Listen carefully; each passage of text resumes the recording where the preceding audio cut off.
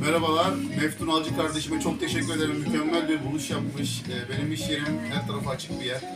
Isıtma sorunu yaşıyordum. Uzun zamandır da araştırıyordum. Fakat hem tasarruflu hem işe yarayacak bir sistem bulamamıştım. Pelet sobaları dikkatimi çekmeye başlamıştı. Fakat onun da açık hava ısıtıcısı pek görmemiştim. Tesadüfen gördüm. İzledim, çok hoşuma gitti. Denemek için 3 tane aldım. Belki yetmezse 3-4 tane de alırım diye düşünüyordum.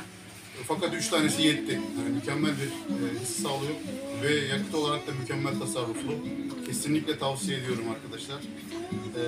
Şöyle bakarsanız iş yerim her tarafı açık bir yer ve 3 tanesiyle bütün her tarafı ısıttık.